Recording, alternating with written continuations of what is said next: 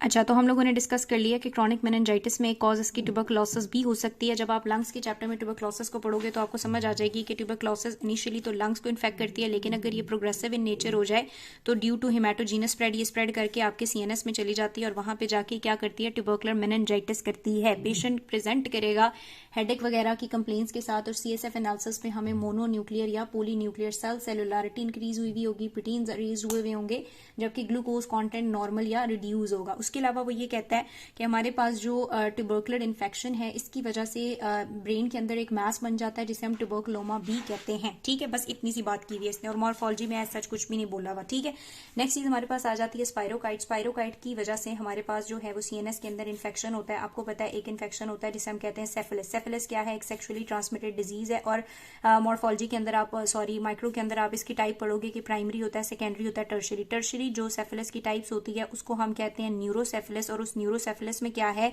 कि जो सेफिलिस वाला इन्फेक्शन है वो आपकी न्यूरॉन्स को यानी वो आपके सीएनएस को इन्वॉल्व कर लेता है और उनको डैमेज करना स्टार्ट कर देता है, यानी ब्रेन के अंदर क्या करता है, मेनिंजेस वगैरह को और न्यूरोनल इंजरी कॉज करना स्टार्ट कर देता है। ठीक है, टर्शरी स्टेज में आके अगर पेशेंट को ऑलरेडी एचआईवी भी है तो फिर ये वाली इन्फेक्शन का रिस्क काफी ज्यादा इंक्रीज हो जाता है, स्वेयर इन्फेक्शन होता है और फिर प्रोग्नोसिस जो है वो इसकी पुअर हो जाती है। अब कहता है कि जो स्पाइरोकाइटल या सेफिलिस वाला इन्फेक्शन है ब्रेन का, उसमें हमारे पास डिफरेंट तरह के पैटर्न्स आ जाते हैं। सबसे पहला पैटर्न जो है वो इसके अंदर आता है मेनिंजियोवैस्कुलर न्यूरोसेफिलस। कौन सा, मेनिंजियोवैस्कुलर न्यूरोसेफिलस, मेनिंजियोवैस्कुलर न्यूरोसेफिलस। इसमें होगा क्या कि ये क्रॉनिक होता है और ब्रेन की बेस को इन्वॉल्व करता है। ठीक है, दूसरा वाला हमारे पास आ जाता है पैरेटिक मेनिंजाइटिस। ठीक है, पैरेटिक मेनिंजाइटिस, इस पैरेटिक वाले केस में पैरेन्काइमा इन्वॉल्व होता है। स्पाइरोकाइट का जो इन्फेक्शन है वो जाके पैरेन्काइमा को बेसिकली इफेक्ट कर रहा होता है और न्यूरोनल लॉस हो रहा होता है। ठीक है, न्यूरॉन जब लॉस होती हैं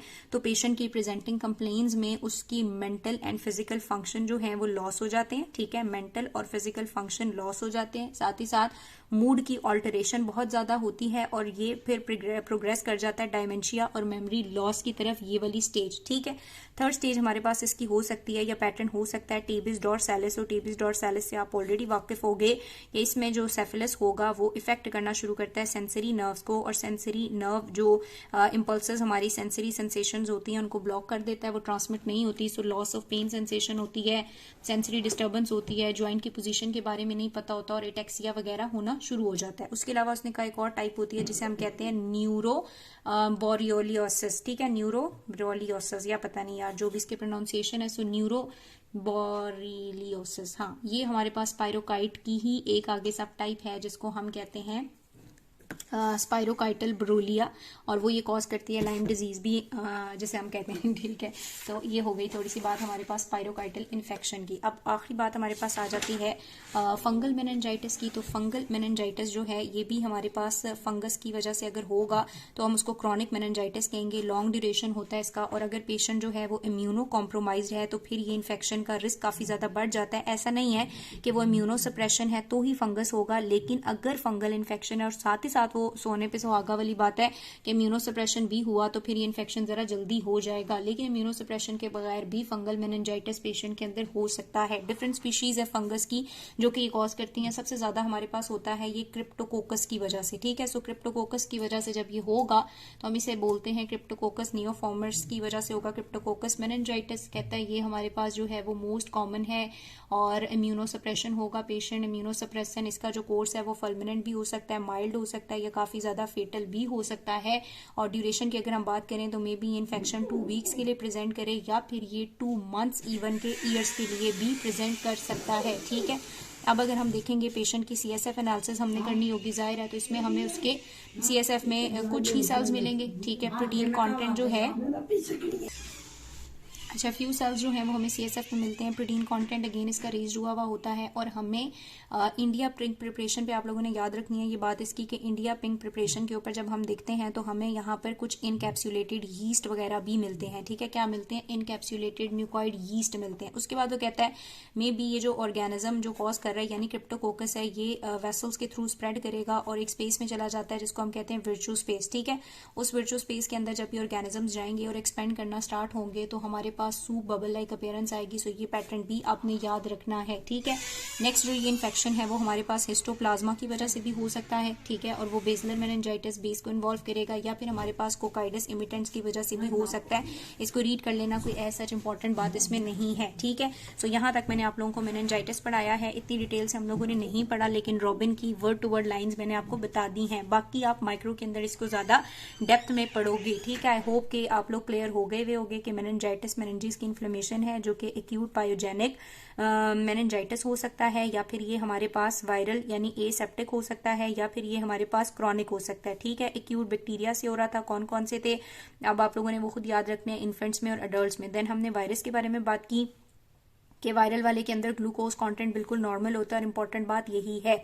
और क्रॉनिक में हमने 3 चीजें कर ली हैं। ट्यूबरकुलर की वजह से हो सकता है, स्पाइरोकाइटल जो कि सेफलेस की भी टर्शरी स्टेज होगी और उसके डिफरेंट पैटर्न्स हैं, या फिर ने कहा कि फंगल की वजह से हो सकता है, और फंगस में भी आगे हमने कहा क्रिप्टोकोकस हिस्टोप्लाज्मोसिस की वजह से, या फिर हमारे पास कोकाइडस इमिटेंट्स की वजह से ये हो सकता है। अब यहाँ तक मैंने आपको बताया कि जो हम इन्फेक्शंस पढ़ रहे हैं, इन्फेक्शंस में हम लोगों ने कहा था कि या तो कवरिंग का इन्फेक्शन हो सकता है या पैरेन्काइमा का, और कवरिंग के इन्फेक्शन में इंपॉर्टेंट बात मेनिंजाइटिस हमने पढ़ ली है। अब दूसरी चीज आ जाती है हमारे पास पैरेन्काइमल इन्फेक्शन। पैरेन्काइमा अगर इन्वॉल्व होगा तो क्या होगा? कहते हैं पैरेन्काइमा को तमाम पैथोजेंस जो हैं वो इन्फेक्ट कर सकते हैं, यानी बैक्टीरियाज भी कर सकते हैं, वायरस भी कर सकते हैं, और पैरासाइट्स वगैरह भी कर सकते हैं। बैक्टीरिया अगर करेंगे तो उसकी वजह से लोकलाइज इन्फेक्शन होगा, वायरस अगर करेंगे तो इन्फेक्शन जनरलाइज होगा, ठीक है। और अगर पेशेंट इम्यूनो कॉम्प्रोमाइज है तो फंगल इन्फेक्शन जरा ज्यादा कॉमन होंगे उसके अंदर, लेकिन सारे हो सकते हैं, ठीक है। अब बैक्टीरियल इन्फेक्शन की वजह से उसने कहा कि ब्रेन के अंदर क्या बनना शुरू हो जाती है, पैरेन्काइमा में एब्सेस बनती है जो कि ज्यादातर बैक्टीरियल ओरिजिन की होती है। ये जो बैक्टीरिया यहाँ पे आया है, अगेन इसके 3 स्प्रेड्स हो सकते हैं, या तो ये हिमेटोजीनस रूट के थ्रू ट्रेवल करके ब्रेन पैरेन्काइमा तक पहुंचा है, या फिर ये लोकल मेस्टाइटाइटिस या साइनोसाइटिस की वजह से पहुंचा है, या फिर हमारे पास ये डायरेक्ट इम्प्लांट होके बैक्टीरिया चला गया पैरेन्काइमा में और वहां उसने इन्फेक्शन और एब्सेस कॉज करा दी है, ठीक है। अब कहता है इसके लिए कुछ प्री डिस्पोजिंग फैक्टर्स भी होते हैं। अगर पेशेंट को पहले कभी एंडोकार्डाइटिस हुआ है तो बहुत ज्यादा चांस है कि उसको पैरेन्काइमा का इन्फेक्शन या पैरेन्काइमा में एब्सेस क्रिएट हो सकती है। इसी तरह अगर उसको साइनोटिक कंजेनिटल हार्ट डिजीजेज हैं तो इसकी वजह से भी एब्सेस का रिस्क बढ़ सकता है। और सेम एज कोई पल्मोनरी इन्फेक्शन है, क्रॉनिक पल्मोनरी इन्फेक्शन, तो वो भी क्या कॉज कर सकता है, ब्रेन की तरफ एक रूट प्रोवाइड कर सकता है जिसकी वजह से आपके पास ब्रेन वाले रीजन में एब्सेस क्रिएट हो सकती है, ठीक है। अब एब्सेस जब हमारे पास होती है तो होता क्या है, नेक्स्ट उसने बात की है एब्सेस की प्रेजेंटेशन की, तो कहते हैं एब्सेस हमारे पास एक डिस्क्रीट डिस्ट्रक्टिव सी लीजन है, और इस डिस्क्रीट डिस्ट्रक्टिव लीजन में सेंट्रल में आपको क्या मिलती है, नेक्रोसिस। अब ये सीएनएस है तो याद करो जनरल फार्मा से कि इसमें कौन सी नेक्रोसिस होगी, लिक्विफिकेटिव नेक्रोसिस। सो ये एक सेंट्रल डिस्ट्रक्टिव लीजन है जिसके सेंटर के अंदर आपको क्या मिलेगी, लिक्विफिकेटिव नेक्रोसिस मिलेगी। और उसके अलावा अगर हम साइट्स पे बात करेंगे तो वेस्कुलराइज ग्रैनुलेशन होती है और फाइब्रोसिस होती है, ठीक है। क्या होती है, वेस्कुलराइज ग्रैनुलेशन, सेंट्रल में नेक्रोसिस है, देन वेस्कुलराइज ग्रैनुलेशन है, और फिर साइडों पे आपको क्या मिलती है, फाइब्रोसिस मिलती है। फिर कहता है कि पेशेंट जो है वो प्रेजेंट कर सकता है जनरल या फोकल सिम्टम्स के साथ, और CSF एनालिसिस इस पेशेंट के अंदर अगर हम करेंगे तो उसका ऐसा रोल नहीं है। कल्चर अगर करेंगे तो क्योंकि बैक्टीरियल ओरिजिन है तो वो ज्यादा बेनिफिशियल होगा, ठीक है। और CSF एनालिसिस हम इसलिए भी नहीं करते क्योंकि एब्सेस का मैस इफेक्ट होता है, और जब हम क्या करेंगे, लंबर अक्यूपंक्चर करेंगे और CSF बाहर निकालेंगे तो यहाँ पे प्रेशर जो है वो फॉल करेगा और उसकी वजह से हर्निएशन और इस तरह की कुछ कॉम्प्लिकेशंस देखने में आ सकती हैं। सो हम लंबर अक्यूपंक्चर ब्रेन एब्सेस के केस में या पैरेन्काइमल एब्सेस के केस में नहीं करते, ठीक है। तो ये हमारे पास कुछ फीचर्स जो हैं वो एब्सेस के हो गए हैं। अब एब्सेस तक आप इसको अच्छे से पढ़ लें। नेक्स्ट वीडियो में मैं आपको इनकेफेलाइटिस के बारे में बताऊंगी, यानी पैरेन्काइमा का अगर इन्फेक्शन है तो किस तरह से वो इनकेफेलाइटिस हो जाता है और उसके मेन कॉजेज क्या हैं, वायरसेस ही होते हैं। वायरसेस में हमारे पास जो बहुत कॉमन है वो है हमारे पास रेबीज वायरस हो सकता है, HIV वायरस हो सकता है, हर्पिस की वजह से हो सकता है, साइटोमेगैलो वायरस की वजह से हो सकता है, या आर्थ्रोपोड वायरस जो होते हैं, आर्बो वायरस हम उन्हें कहते हैं, इन सब की वजह से इनकेफेलाइटिस हो सकता है। अब कैसे कैसे होता है, क्या उसका पैटर्न है, ये हम नेक्स्ट वीडियो में पढ़ेंगे। Then we will move toward neurodegenerative diseases. यहाँ तक कोई भी क्वेश्चन हो अगर तो फिर आप मुझसे पूछ सकते हैं।